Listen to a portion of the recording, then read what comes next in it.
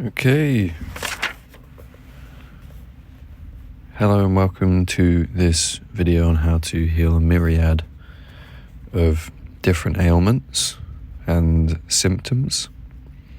I've tried recording this video 3 or 4 times now, but my laptop ran out of memory and my notes weren't very chronological, so I've tried to make this as comprehensive as possible and only include the most important information.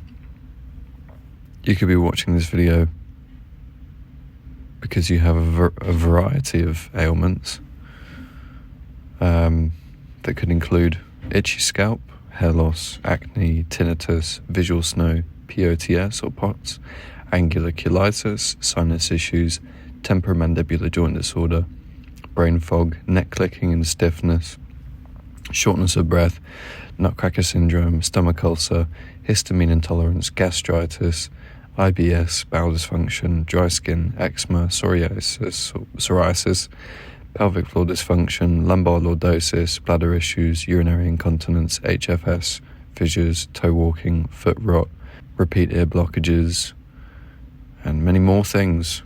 You could have any one of those symptoms, and that could be why you're watching this video. Hopefully I have some answers for you today. Disclaimer, obviously I'm not a doctor. I'm making this video in a hostel room in a faux shop hoodie. I'm not a doctor. If you want someone to drip feed you information that they learned in university, at medical school, go to a doctor. This video is for people who aren't getting any answers from doctors. There's a lot of money in people not understanding what's wrong with them, so maybe you've dealt with one of those doctors as well. So before I get into any protocols or lifestyle changes, it must be stressed that mental health comes first before any other changes to your life. Your gut-brain axis, it affects everything. And external inflammation highlights an internal issue. And your emotions come first. Why do your emotions come first when it comes to physical ailments? Well, how do you think you're in this situation in the first place? Some of this information will make more sense later on. You might be wondering, why does the gut-brain axis matter to my ailment, my symptom? They're all interlinked. So just listen to everything and it'll make more sense as time goes on. But yeah, focus on your emotions first. Cortisol, that's the stress chemical that controls stomach acidity levels, gallbladder contractions, a bunch of other functions in the body. So you need to reduce stress, be that through mindfulness, cutting off toxic people in your life, just reducing stress. That's going to help those organs to work properly. Serotonin, people take SSRIs to deal with depression and anxiety, things like that. Serotonin also controls small intestinal motility. How do I know that? They put 5-HTP in prokinetics for small intestinal motility. So these emotional chemicals, they affect your organs. And you need your organs to work properly to avoid certain types of inflammation, which can lead to a whole host of issues. You might be thinking, well, how do I regulate serotonin without SSRIs? To me, serotonin is a chemical that's released when you feel like you're on the right path and you have a good relationship with yourself. A lobster releases serotonin when it successfully defends its territory. I think people are taught how to appropriately release cortisol, serotonin, and dopamine early on through other people leading by example, through positive reinforcement. But if you fix yourself, you can release these chemicals correctly without SSRIs. It's probably more daunting for some people than others, depending on how much baggage you're carrying around, but it can be done.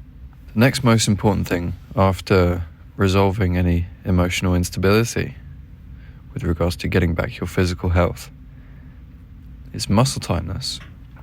Tight muscles, they restrict blood flow. If you have tight muscles, it can also trigger a fight or flight response in your body.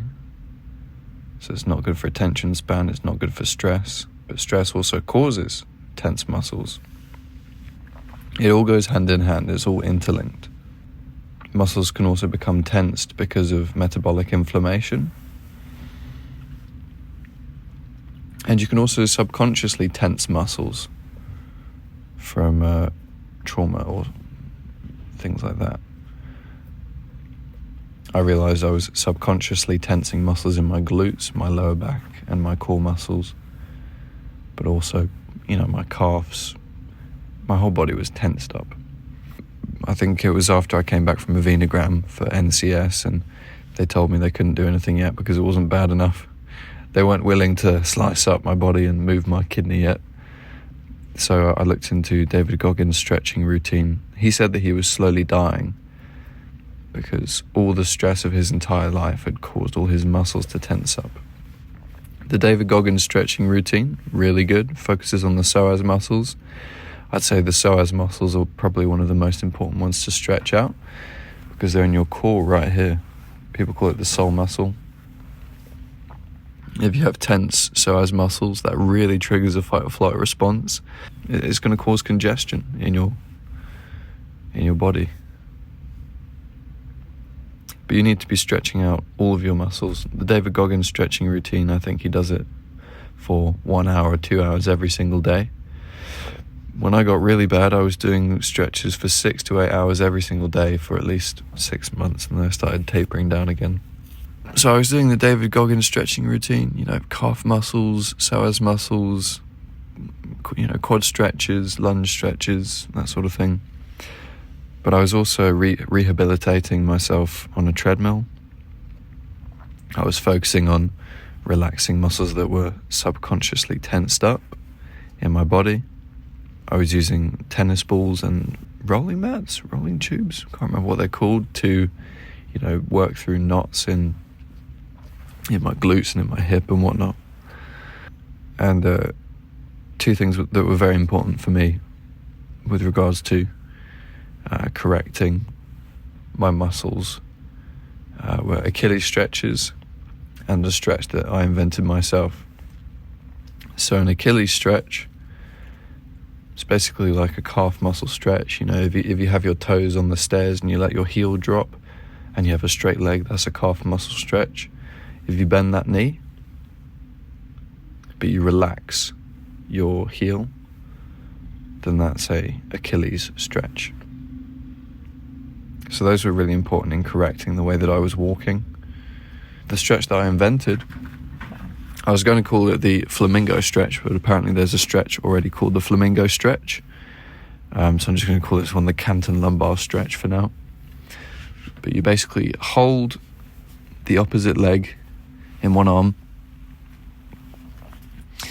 You try and touch your nose to your toe, and on the side from which the leg is raised, you want to drop that hip and you want to bring that shoulder over the top. You just want to curve that lower back. I think you can do this sitting down, but I did it standing, and that was probably the main stretch that helped to stretch out my lower back and reduce my nutcracker syndrome and muscle tension. Oh yeah, I'll leave a link in the bio for it to just pictures of me doing the Canton lumbar stretch, if you need that. Yeah, so diet. Not absorbing enough magnesium can lead to tense muscles because magnesium is required for a huge amount of functions in the body, but it reduces muscle tension. So you've got to sort out your diet. Another reason why it's really important to sort out your diet and your digestion is because metabolic inflammation reduces your nervous system's ability to control blood flow in the body, and it also reduces your nervous system's ability to send a bunch of signals throughout the body. So how do you resolve metabolic inflammation? I guess when my stomach started hurting really bad, I started looking into SIBO. I was taking all these stupid supplements, but your body's supposed to regulate itself. If you have SIBO isn't the root issue. I went to a doctor and I asked about candida overgrowth, but he said it had been debunked, even though candida causes a huge amount of the symptoms that I had. Yeah, I was just researching. I tried artichoke and ginger extract in the mornings because someone recommended it for SIBO. I saw a video about it. I took that on an empty stomach in the mornings and it really helped, but the effect was diminishing over time. So I knew that wasn't the root issue. During this time I realised my sleep was really bad. My co-workers were really worried about me because I was fainting at work and fainting at home, going to A&E, and all the tests were coming up fine still. But I worked on my sleep hygiene. I realised I was snoring, so I started sleeping on my side with my knees bent, pillow between my legs. That helps a lot of people. I started experimenting with oregano oil, which really helped for like 2 days. I felt amazing. But oregano oil is not a long-term solution. It's an incredibly powerful antimicrobial oil. Really irritates your gut lining. It's going to make your leaky gut worse. You don't want to be taking it long term. You want to be figuring out why your body isn't regulating itself. L-glutamine, I tried that. That's really good for healing leaky gut, healing the stomach lining. Mastic gum really helped me when I had stomach pain. I'd done a test that I got from Amazon for H. pylori that came up negative, but this mastic gum was helping. I tried keto. Keto is not a long-term solution, but it's harder for things like H. pylori and candida to feed on ketones. I've never seen someone on a keto or carnivore diet go to the toilet. That's what I'm going to say. So it's not a long-term solution.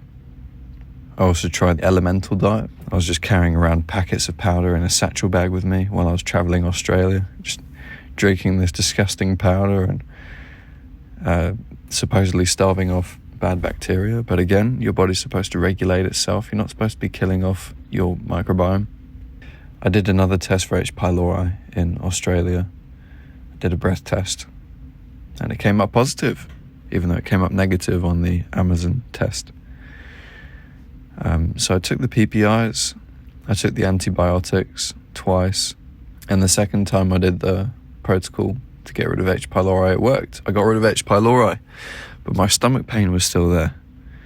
And I could hop on PPIs for the rest of my life like some people do, but PPIs are so bad for your stomach's ability to regulate stomach acidity. Yeah, and H. pylori, there's studies that say that it's fine in small amounts. Most people have it. But for some reason, it activates in some people. And that's because you've created an environment that allows H. pylori to thrive. How do you get rid of that awful environment? Well, I was doing all this research. I was revisiting candida. I was trying things like nystatin and SF72 or whatever it's called, things like that. And I was asking people online about candida because I knew that a lot of my symptoms were being caused by candida. It's getting so bad. I would drink a pint of alcohol, like cider, and I'd wake up in the morning and my feet would be rotting. My body was rotting, Like when BPD girls wear clothes that are like a aesthetic expression of that rotting feeling that they feel inside. They are probably literally rotting from lifestyle choices and emotional turmoil and an awful gut microbiome. So I kept looking online. I was looking for a new diet to try for my gastritis and my other symptoms, and I stumbled upon the McDougall diet. And I thought, why is this going to work? Why is the McDougall diet going to work? If H. pylori and Candida feed on carbs, why would I go on a high-carb diet? But I tried it, and after a week I felt pretty good. Again, the McDougall diet, it's like the keto diet. It's not a long-term solution. You can't survive on a diet that contains 0 fat. But it made me aware of an issue. This guy said to have oranges before my meals as well, so I started doing that. And vitamin C converts into serotonin. The acid from the orange is good for your stomach if you have it before a meal. Don't have it on an empty stomach. And the fiber in the orange kind of counteracts the concerns regarding sugar content. Around this time, I was trying to figure out more about heart palpitations and my symptoms and whatnot, and I stumbled upon toxic heavy metals. A lot of my symptoms seemed to be related to toxic heavy metals, so I went and did a blood test for toxic heavy metals. And I saw on the list of the metals that they test for, nickel wasn't there. And I read that nickel was a toxic heavy metal, so instinctively I just put nickel at the bottom of the test so that they test for it. And funnily enough, nickel was the only one that came up. I had really high levels of nickel, and everything else was normal. Now, nickel is actually one of the most common allergies in the world. And yet it's in stainless steel cutlery, it's in tattooing, it's in jewelry, it's in your metal tap water faucets, it's in a lot of things. H. pylori utilizes nickel to reduce stomach acidity. I'm sure there's a bunch of other things that nickel does. And people online were saying to take chelating agents. I was seeing online people were eating cat litter and stuff like that. And other chelating agents to try and chelate all of the toxic heavy metals in their system. But I was seeing all this stuff about how chelating agents can move toxic heavy metals, and they become lodged in your spine and stuff like that. And I was thinking, that's awful. Like, surely there's a more natural way to get rid of toxic heavy metals in my system. Well, your system is supposed to be detoxing itself. But if it isn't, there is quite a natural way that you can help your body to detox from toxic heavy metals, and that is infrared sauna, or sauna. Sweat. Your body detoxes through sweat. I saw online that a guy did sauna for 6 months and his toxic heavy metal levels went back down to normal. So I thought I'd try it. I got a gym membership where they had a sauna. That was cheaper than going to like a premium sauna place. I was doing sauna every single day. And when I started, I had black sediment coming through in my sweat, just like this guy mentioned. I thought he was lying. I just thought this was an endorsement of saunas, because I'd read all about ionic foot baths and those seemed like a complete joke. But I was actually getting sediment coming through, black sediment coming through in my sweat. And after a week or so of doing sauna every day, I started getting less of this sediment showing up in my sweat. And I started feeling a bit better. But there's an organ that's responsible for detoxing your body if you have correct bile flow.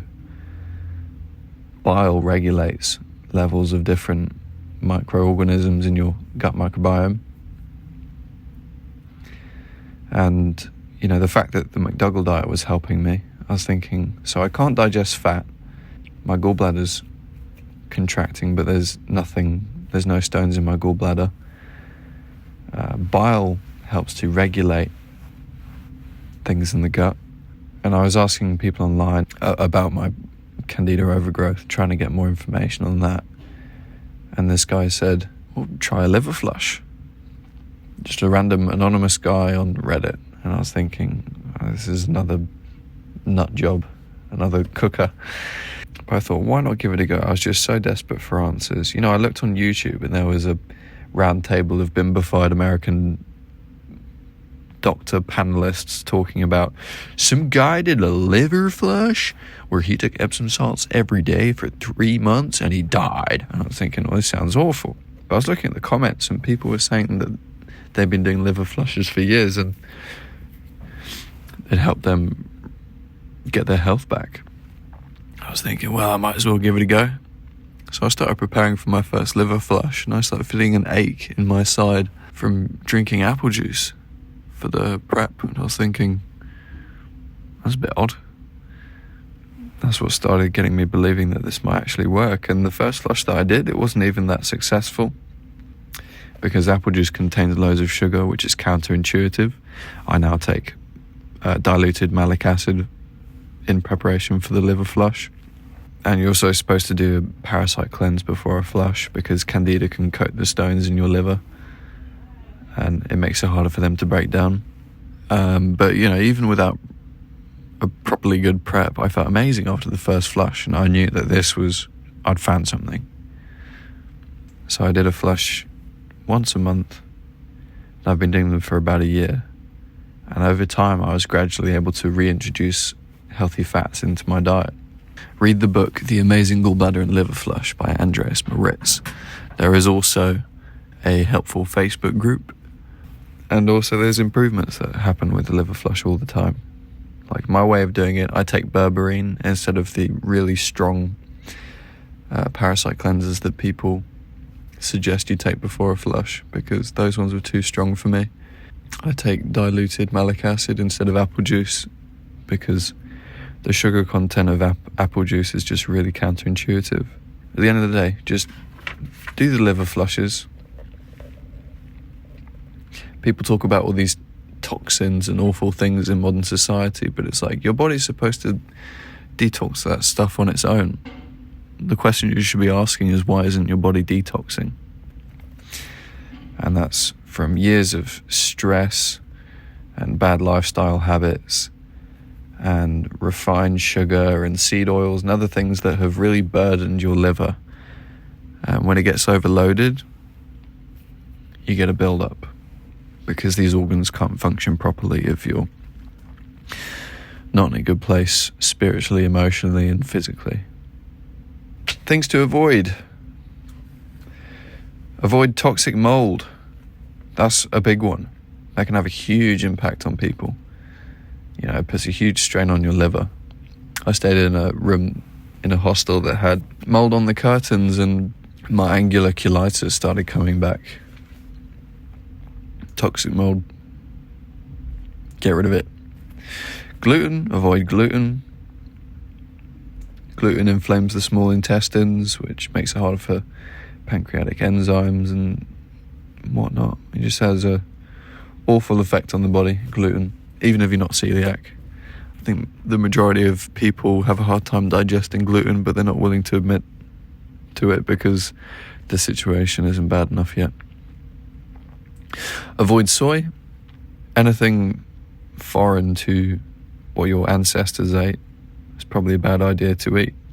That's why the paleo diet, everyone raves about the paleo diet. There are things that are not familiar to your body. For me, soy is one of them. I didn't realize I had a soy intolerance until about a year ago. I was in Japan and I was having miso with frozen avocado chunks, and I was having natto, stuff like that, made from soybeans, and I was getting irritation in my stomach. I was feeling lethargic, and some of my symptoms were coming back, and I thought, right, I've got to get rid of soy in my diet. Avoid caffeine. Irritates the stomach lining and it's a burden on your liver. Avoid lactose. Lactose is just a sugar. You know, you should be avoiding sugar unless it's fruit. I try and avoid high FODMAP foods. There's an app by Monash University that's good for information regarding FODMAP foods. Yeah, sauerkraut's high in FODMAPs apparently, but you know, it's probiotic, and probiotic foods, those are really good for you. Not too much, just a little bit. You know, a little bit of kefir or filmjölk, a little bit of sauerkraut here and there. Avoid refined sugars, obviously. You need fiber if you're having sugar. Otherwise, you're going to be in a world of trouble. Avoid supplements like that give you like B vitamins and stuff like that. Like your body, if it's functioning correctly, should be absorbing an appropriate amount of all of these vitamins and minerals already. You know, you don't want to be burdening your kidneys with these super strong B vitamin supplements. You want to be helping your body to absorb them naturally. Avoid foods that are high in toxic heavy metals. Make sure if you have a supplement or a food that commonly contains toxic heavy metals, you have a tested brand. For example, cacao, it can contain high levels of cadmium. Make sure you get that tested. Ayurvedic supplements like triphala, they can contain high levels of toxic heavy metals like lead. Avoid seed oils. That's getting a lot of attention recently. Seed oils are high in omega-6, which is inflammatory. You want to be introducing healthy oils into your diet.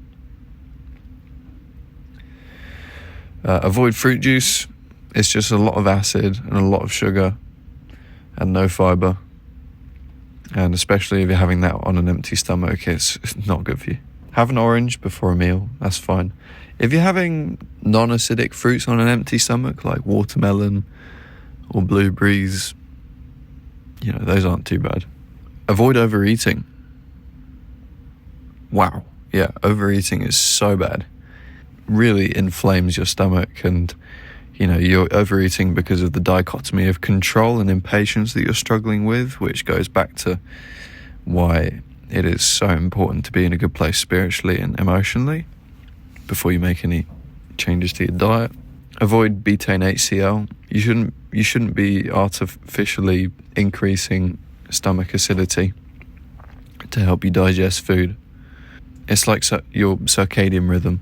If you sleep at random times every day, then your circadian rhythm gets messed up. If you're taking betaine HCl every now and then, just to help you digest a meal, your stomach's not going to know how much acid to make, and you're going to get acid reflux and stuff like that. And your body's going to become dependent on it. What supplements do I take? These days, I just take a gentle digestive enzyme without any betaine HCl. And I take a gut repair supplement with L-glutamine, Saccharomyces boulardii, which helps with yeast and managing the microbiome. Yeah, my go-to foods, ginger. Can't go wrong with a bit of ginger. If I'm feeling a bit naughty, I'll have some cocoa, mix it in with some boiled apples and pumpkin and some blended dates and make some sort of cake mix or something. Bone broth. That's really good for your stomach and, you know, collagen and all that stuff. So pho, that's probably my go-to meal. It contains bone broth. It has rice noodles, so it's gluten-free. It contains coriander, which is good for toxic heavy metals. It contains lean meat, so it doesn't stress out your liver too much. It contains herbs that have a positive impact on your gut microbiome, like cinnamon and star anise. You can put a bit of black pepper in there, which, you know, that bioperine, that's good for your digestion. If you put turmeric and black pepper together, then the black pepper increases the bioavailability of the anti-inflammatory compounds in turmeric. Eat foods high in sulforaphane, like broccoli and pumpkin. Eat beetroots, artichoke. I have a lot of filmjölk, skimmed milk, filmjölk, so it's zero fat. Probiotic, no lactose. Bitter toppings and veg like rocket salad or, you know, mustard seeds. You know, you don't have to get rid of all the fun in your life. You can have mustard and stuff like that. Horseradish. I eat a lot of alternative grains. I would say to eat oats, because oats are pretty good for your gut, but they contain a protein similar to gluten, which I think it's called avenin or something. But I don't eat oats because I get some of the symptoms that I get from eating gluten. I eat a lot of amaranth and teff and stuff like that. Like when I was in Japan, I ordered a huge bag of amaranth, and every morning I was having amaranth with boiled Japanese pumpkin, bit of almond milk, and then I think I was putting blueberries or something in it. Or honey, I don't know. Yeah. Yep, herbs and spices. Chickpeas, can't go wrong with chickpeas. Beans are high FODMAP. But, you know, yeast flakes, can't go wrong with yeast flakes. So yeah, you can enjoy cooking. So, long story short, I've resolved the majority of the ailments that I mentioned at the start of the video.